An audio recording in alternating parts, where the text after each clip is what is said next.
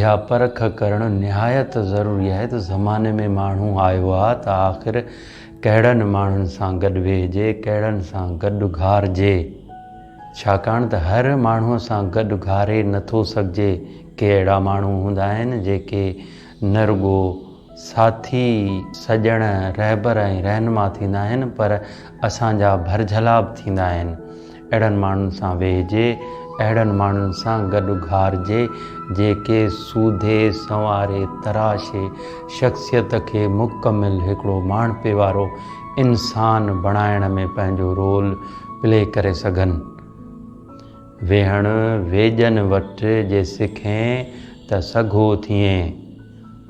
लतीफ़ साईं चयो त जेके ज़माने जा वेज आहिनि, जेके ज़माने जा दानाह माण्हू आहिनि, जेके अकुल वारा माण्हू आहिनि, जेके सुॼाण माण्हू आहिनि, उन्हनि सां गॾु जेकर वेहणु सिखें त सघो थींदे, यानी तुंहिंजे शख़्सियत जी तामीर थींदी, तोखे हिकिड़ो मुकमिल इंसान बणाईंदा, सूधींदा, संवारींदा, तोखे ज़िंदगी गुज़ारण जा आदाब, अतवार सेखारींदा, तो में माण्हू साञाह पैदा कंदा। उन्हनि वटि वेठें त सघो थींदे, सुॼाण थींदे। अॻी आदत मटि त अघा आजिज़ न थिएं।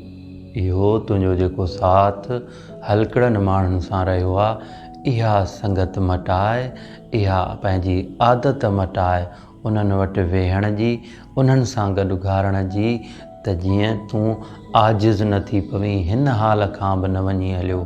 तोखे घुरिजे त अहिड़नि वटि वेह जेके अंदर जा वेज थियनि, तन जा तबीब थियनि, जेके तोखे चेठे चाक करे, तुंहिंजे ज़हन खे कुशादो करे, तुंहिंजी शख़्सियत खे निर्वार करे, हिकिड़ो साञाह वारो माण्हू कनि। अहिड़नि सां वञी घार।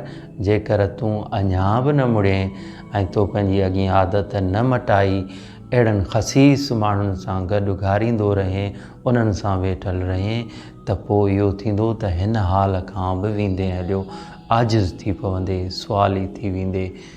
तोखे घुरिजे त तूं पंहिंजी चलत मटाए ऐं कंहिं चङनि जी संगत ऐं सोबत में अची वञी, उन्हनि सां उथी वेही घारीं त जीअं आजिज़ थियण खां बची वञी।